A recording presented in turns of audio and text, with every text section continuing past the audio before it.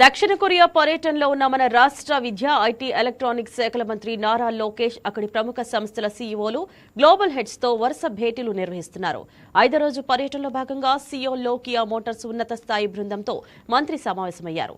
ఏపీలో integrated EV, hybrid వాహనాల తయారీ కేంద్రం విస్తరించాలని కోరారు. పీబీవీ వాహనాలతో సహా ఈవీ తయారీ కేంద్రం ఏర్పాటు చేయాలని ప్రతిపాదించారు.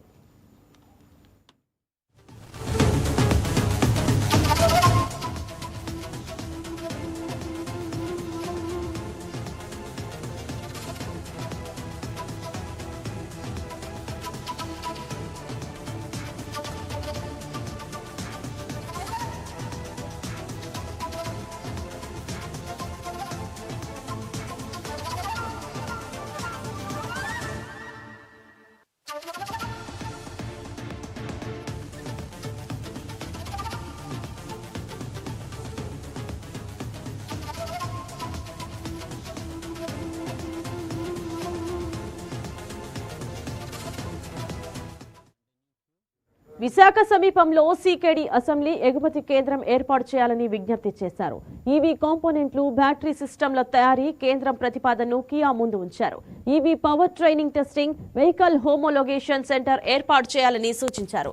అనంతపురం కియా ప్లాంట్ కార్యకలాపాలను మరింత విస్తరించాలని లోకేష్ విజ్ఞప్తి చేశారు. ఏపీ ప్రభుత్వ ప్రతిపాదనలపై పరిశీలించి నిర్ణయం తీసుకుంటామని కియా మోటార్స్ ప్రతినిధులు వెల్లడించారు.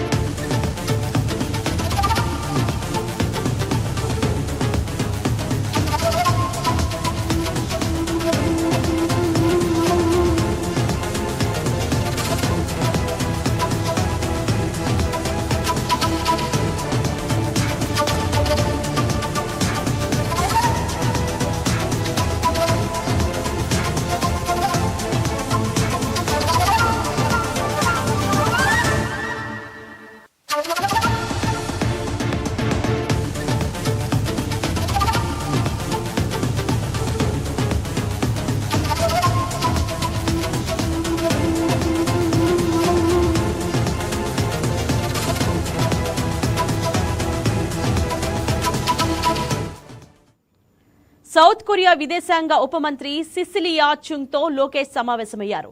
కొరియన్ పెట్టుబడిదారులకు నమ్మకమైన రాష్ట్రం ఆంధ్రప్రదేశ్ అని ఈ సందర్భంగా లోకేష్ తెలిపారు. ఏపీ 3S విధానం పెట్టుబడిదారులకు రక్షణ కవచమని చెప్పుకొచ్చారు. స్పీడ్, స్టెబిలిటీ సర్వీస్తో పరిశ్రమలకు పూర్తి భరోసా ఇవ్వనున్నట్లు తెలిపారు. ఏపీ కొరియా ఇన్వెస్ట్మెంట్ డెస్క్ ఏర్పాటుకు చొరవ చూపాలని విజ్ఞప్తి చేశారు.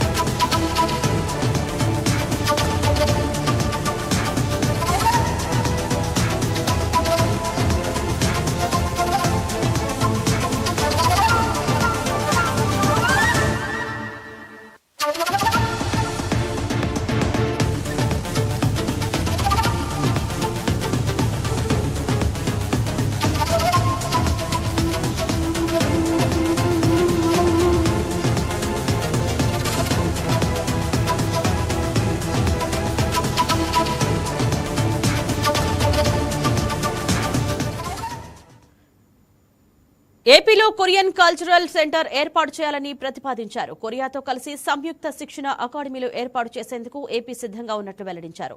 గ్రీన్ ఎనర్జీ, ఎలక్ట్రానిక్స్, టూరిజంలో కొరియన్ పెట్టుబడులకు ఆహ్వానం పలికారు. విశాఖ, బూసాన్, ఇంచియాన్ మధ్య ప్రత్యక్ష విమాన సౌకర్యం, ఏపీ యూనివర్సిటీలో కొరియన్ భాషా కేంద్రాల ఏర్పాటుకు మంత్రి విజ్ఞప్తి చేశారు. పోర్టుల సామర్థ్యంతో ఎగుమతులకు ఏపీ ఉత్తమ కేంద్రంగా చెప్పుకొచ్చారు. కొరియా, ఏపీ ఆర్థిక భాగస్వామ్యాన్ని మరింత బలోపేతం చేయాలని మంత్రి లోకేష్ పిలుపునిచ్చారు.